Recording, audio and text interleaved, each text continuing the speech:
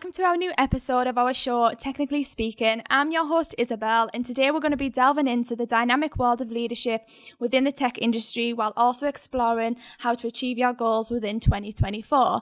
Today we are joined by the amazing Brooke, our Chief Operating Officer here at Baltic. How are you feeling, Brooke? I'm good. I'm not sure how I feel about the big mic in front of us, but the tinsel's making it less offensive, so we'll go with it. Well, you're going to be amazing. And for those of you who've been along this journey so far, and Technically Speaking, we hope you've enjoyed every second.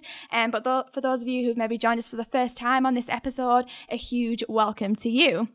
But we are so excited to explore the various elements of the fast-paced industry of leadership and communication and that kind of landscape. But before we jump into the depths of leadership, we're going to kick things off with what I like to call a Baltic super quiz. Okay. Are you up for it? Yes. Yeah, so a bit of a one-word answer kind of thing. But just so our listeners can just get to know you that little bit more. Okay, so Christmas is getting very close. What is your favourite Christmas movie? Ooh, Elf. Oh, great choice. What is your favourite Christmas song? There's so many. I don't think I have a favourite. Driving Home for Christmas. Oh, I love that. Especially if you are literally driving home for Christmas. So good. what is the best part of Christmas dinner? Is it food-wise? Yes.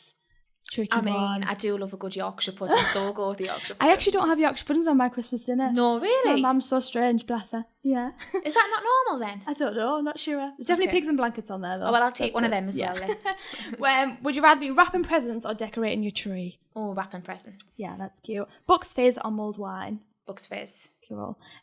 So away from Christmas, do you prefer a beach holiday, or a city break? Beach holiday. A beach holiday, yeah. I mean, I'd take either, to be fair. Take what not you can fussy. Get. Galaxy or Cadbury's? Galaxy. Good choice. Winter or summer? For different reasons, but maybe summer. Yeah.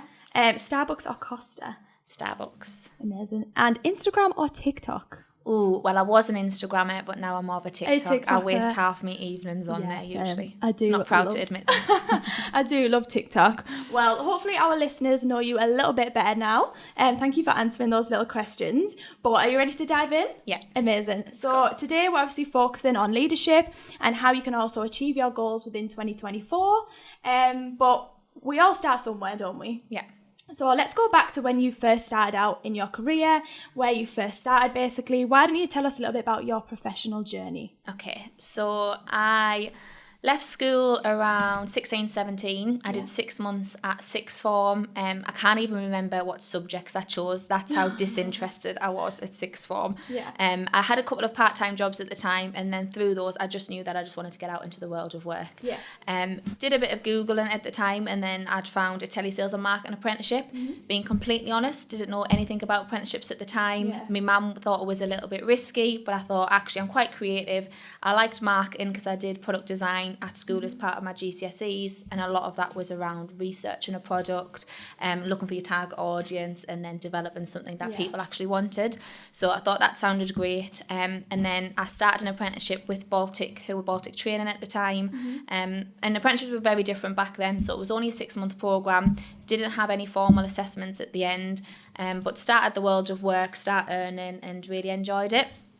After that apprenticeship, I then got taken on by Baltic as a full-time member of staff in their marketing team, and then I went on to do an IT apprenticeship. So IT wasn't as technical back then, so I did an IT user, which was very much how to use Microsoft, Excel, all of those types of platforms. And my role varied a lot. I did partial recruitment, where I spoke to other young people that were trying to get into an apprenticeship, and then I helped with all of the marketing side. And then I worked in marketing for around 3 years, just developing my niche, learning new skills on the job, I guess. We were a fairly small team, so it was just learning from one another. And then through that journey, I was then appointed as marketing manager, maybe 3 years into my career at Baltic. By then, I'd developed a huge passion for what we did here. I think because I'd gone through that apprenticeship journey myself, I just started to develop a passion and a love for what we did, and it just came very natural speaking to other young people who were looking to do the same. Then fast forward, I started to grow my own team of apprentices in the marketing team. Again, marketing was slightly different back then. It wasn't as technical as what it is now. So when I started, it was very much going to events, creating literature, doing a lot of like graphic design on like materials to get them out there.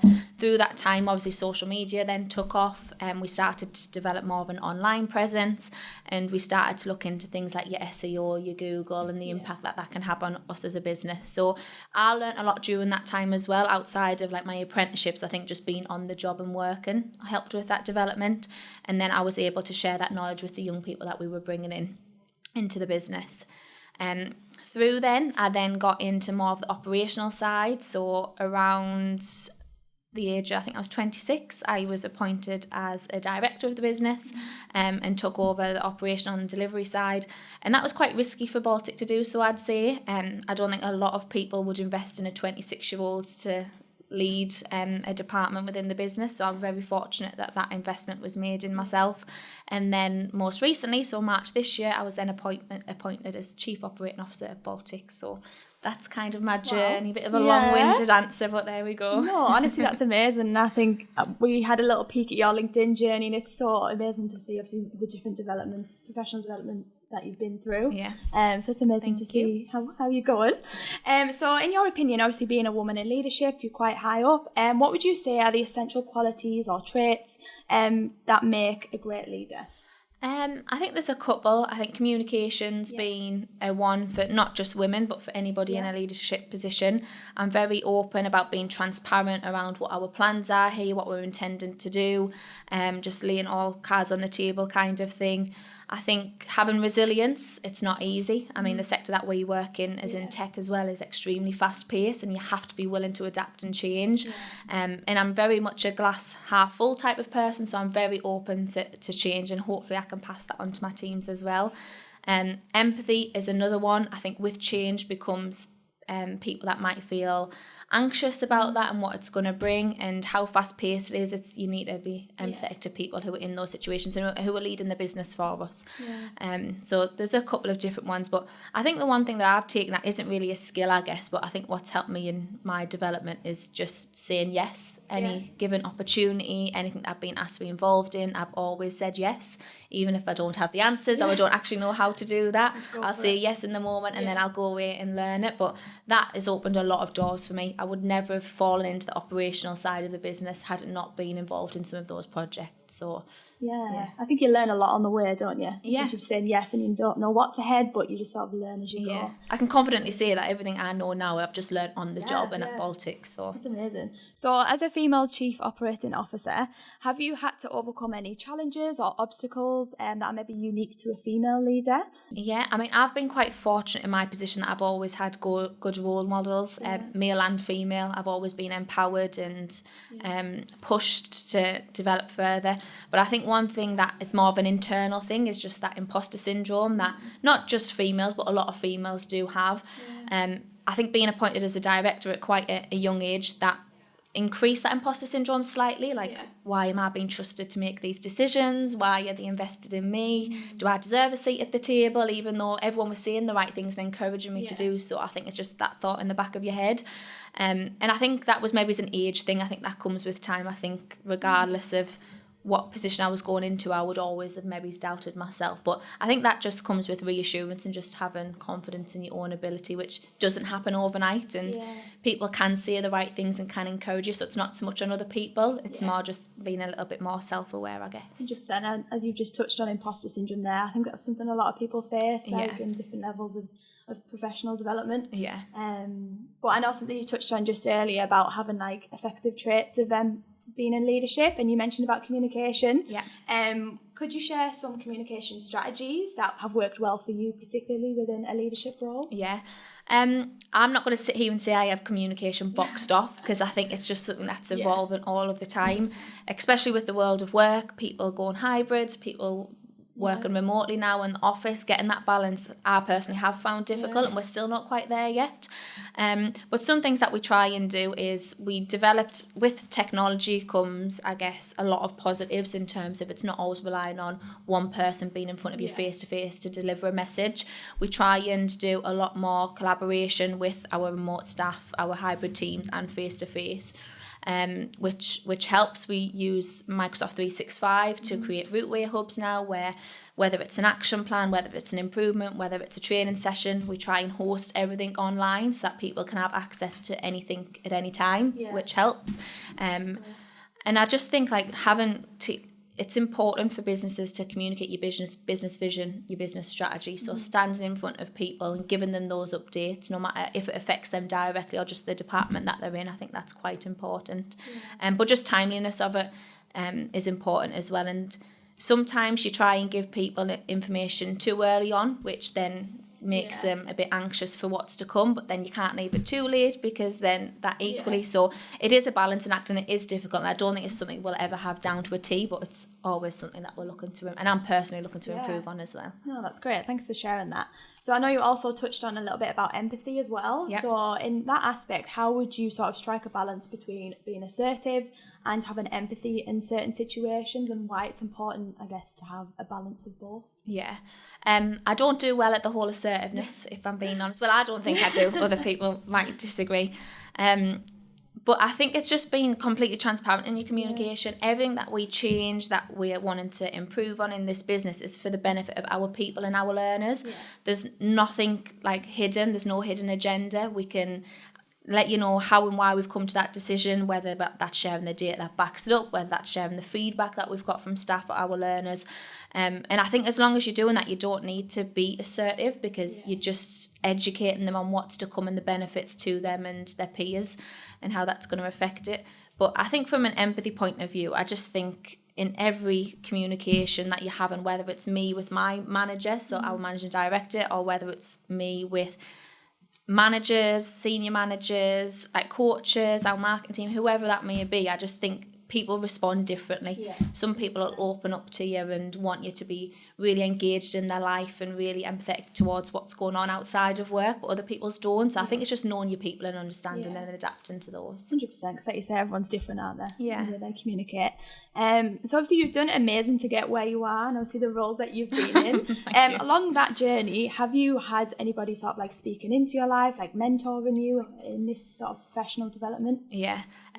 So he loves this because he always knows that I always say he's my mentor, but our managing director, Tony, has played a massive part of my career development, and I can give a lot of credit to him, because I'm not sure where, like I'd said before, that people would take that risk of appointing somebody at 26 to lead and direct a department within the business, and he did. So even from an early stage, when I wasn't necessarily directly line managed by Tony, he was always influencing my career, and he still does that today with various members of staff within our business. He makes a point of going out, and if somebody's joining the business, getting to know them, what are their aspirations, where do they want to go, and he's very good at just giving you that motivation and giving you that pat on the back when it's needed, but also being constructive when it's needed. And I think he's always constructive. He never gives you feedback from a negative place. It's always, well, how can we do better, or I would advise doing X, Y and Z. So I've been very fortunate in that position, that I've had one constant throughout my journey so far. So how would you encourage someone who maybe doesn't particularly have that in like their work life? Would you encourage someone to sort of approach someone to say, would you be my mentor? Or like you say, would you just look around to see who is speaking into you? Yeah, I think going out and asking for a mentor can seem quite formal, because I don't actually see myself as a mentor, but I bet some of my managers and people that I work with do. So I think labelling it can sometimes put people off, especially when we think back to that imposter syndrome. It's like, why would people want to be mentored by me? What can I bring to the table? But I just think like getting to know people in their teams and departments, and if you're a manager, learning from other people's like management styles. So at Baltic, we try and do management training sessions where we'll get our managers in a room and they can talk about scenarios and how they dealt with it and how they'd maybe do it differently. But I think going out and getting external training can also help with that, because I guess one limitation, a potential limitation of mine, is I've only worked at Baltic for my full career, so what I know is what I know for Baltic. So actually going out and doing external training and seeing people in different sectors, different scenarios with different management style, that plays into my own development. I think sometimes you come away from that thinking, yeah, actually we're doing quite well. That would be the same approach, but also it can spark a lot of ideas which can adapt your management style and how you empower and mentor other people. So that's really useful. No, that's brilliant. And obviously you just touched on there about personal development, and I'm quite a big believer of this. And I feel like it's key for any role that you're in, even if you're just starting out, that it's great to sort of always get that professional development. Yeah. Is that something that you do still now? Like, do you always seek out like different courses or different ways that you can develop yourself? Yeah, I think that's important. I don't think we can stop developing. I mean, that's something I encourage all of my teams and all of our departments here to do, and I think it's important that we do that ourselves. So I've recently done a couple of different courses. So I've actually done a Women in Leadership course a couple of years ago, which was really good. I think from that course, it gave me a lot of the theory around what it means to be a woman in leadership, and it helped with that confidence building. Most recently, I've done a Cranfield high performance leadership course, which was very much applying a lot of the theory and putting it into practice. Yeah.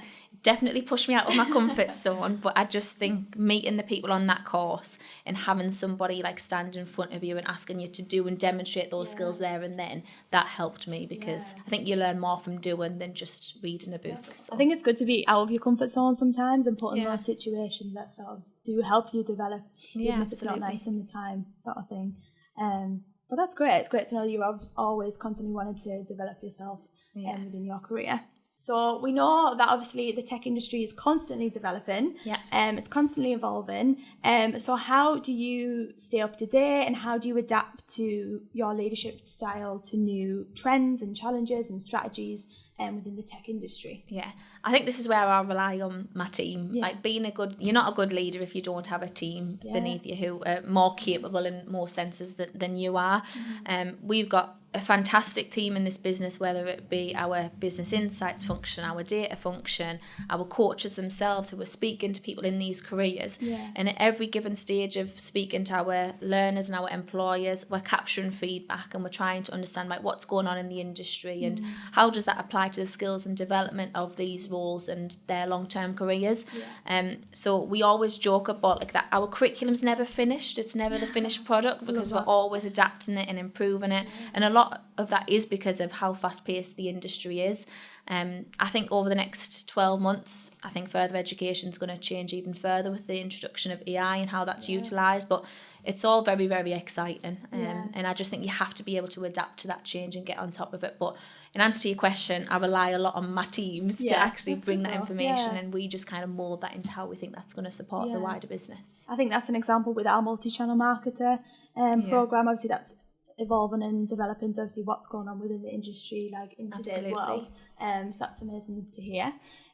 Could you share an example, Brooke, of a challenging leadership situation that you've maybe faced and that you've managed it successfully, whether that be like within your team, working with your team, or there's probably a number of different challenges, but if we think back to like implementing change, that's probably the one ongoing challenge that we have. In the last 18 months, we've undergone a lot of reforms in terms of how we deliver our programs and the roles we have in the business to execute that. And that in itself was quite big, because what we did is we kind of brought 2 or 3 roles and put them into one, and that required a lot of training and development of our staff. It required a lot of investment in just reassuring them the model of how we deliver. And that wasn't easy, because it was never going to be an overnight fix. It was going to be a transition that took us 12 months to actually go through. But I can confidently say now, towards the back end of it, that it's one of the best things that we've ever done. But I guess the challenge in itself was just making sure that everybody felt aware of what was happening and when, and confident in that the payoff was going to come eventually. Because that change was in essence to allow for more progression opportunities and to pay our teams more and to make an environment where people thrived. And in our old model, we were kind of limited to what we could do. And hopefully people would agree that that's the direction that we've gone, and a lot of people have benefited through that, and everybody does seem to be a lot happier. But it wasn't easy. It took a long time, and change can be scary. Yeah, absolutely. And just a lot of reassurance, which that's our job as leaders to do, right? So that's amazing. So off the back of that, what's been your proudest moment within your career so far? Oh, proudest moment. Okay. I bet there's many. I'm just proud to work for Baltic. I know that sounds very cringy, but I love what we do here, what we stand for. Proudest moment was maybe, I guess it's that work-life balance.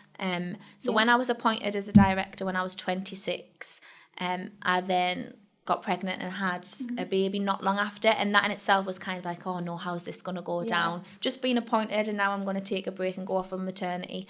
But then I think coming back, having my daughter, coming back and just settling seamlessly back into that position, and then within a year and a half being promoted again, like I think that was a proud moment. Amazing. Just trying to balance both, because you can have both, it doesn't have to be one or the other. And I think working for a supportive business and having a good mentor and having a team around you that allows you to thrive and be comfortable and try and manage both, I think that's important. So, and I think going on a bit of a tangent here, but I think there's a stereotype of women who have kids, like you either do one or the other sort of thing, but it's great to see obviously that mould is basically being broken by a lot of women in leadership, so it's amazing to see that.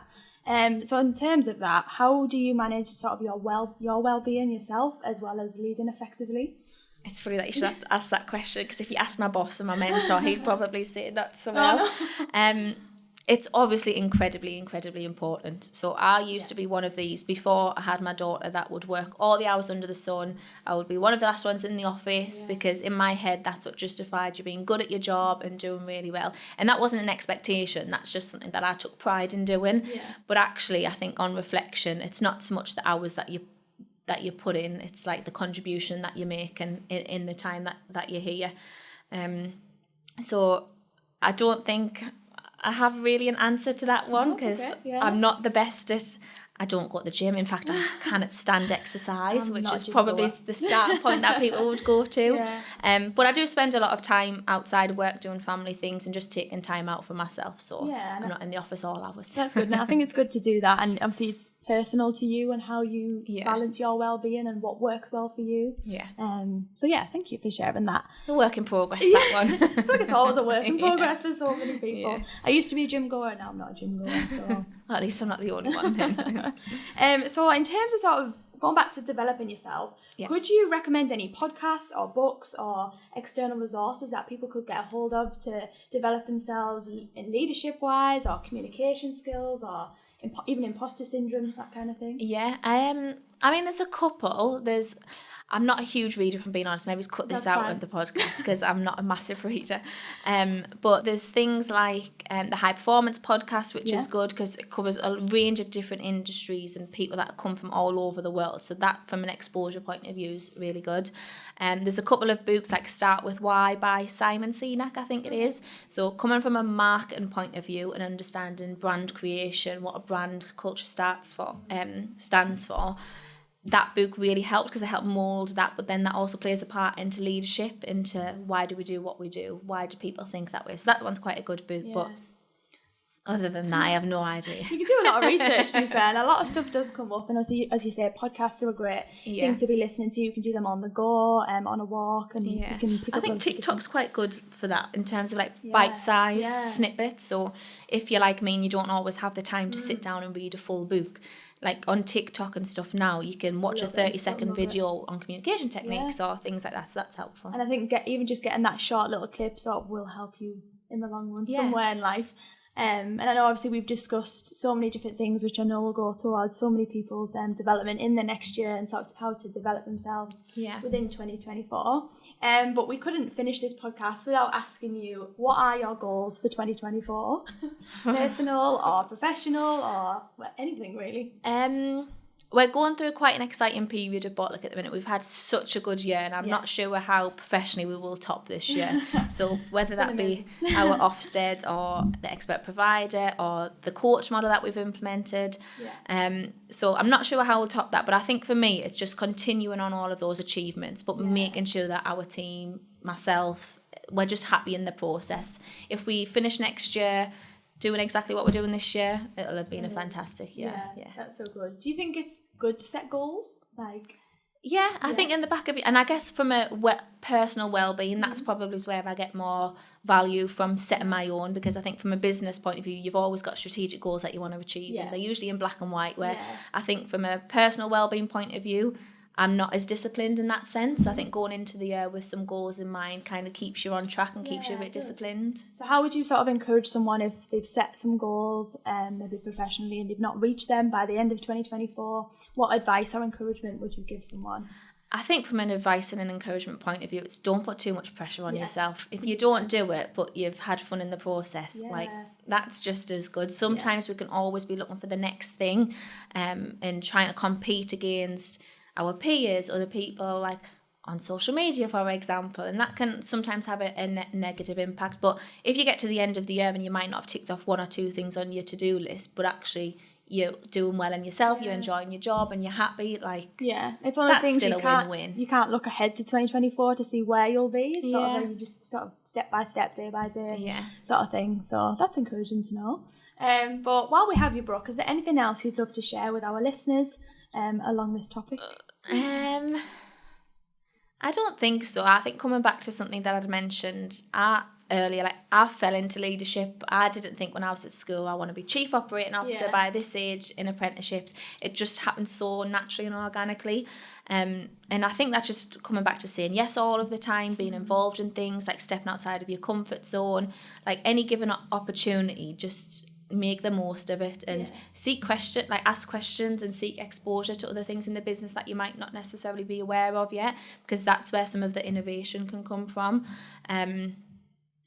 So I guess that's the only bit of advice I'd like to add. So from you starting being an apprentice, so what were your thoughts of like where you are now? Like, would you ever have thought you'd be where you are now? Oh, absolutely not. No, I mean, it's hard, isn't it, to say like, I'm proud of myself, but I am generally.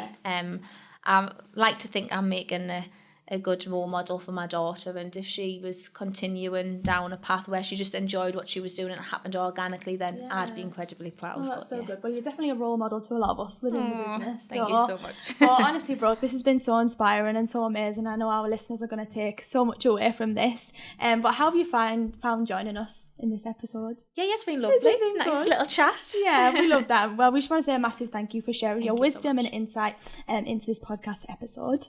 No problem. Thank you so much. Thank you. Before we say goodbye, remember to hit that subscribe button so you can catch all of our upcoming episodes available on Spotify, Apple Podcasts, Google Podcasts, or check out our full videos on YouTube or Vimeo. Don't forget to stay connected as well by following us on Instagram, LinkedIn, Facebook and TikTok at Baltic Apprenticeships for updates and announcements about upcoming episodes. Why not share your thoughts? Your questions and suggestions are always welcome, as we're always looking to bring you topics and guests that matter to you. Feel free to reach out to us at yourfuture@balticapprenticeships.com. Thanks for listening.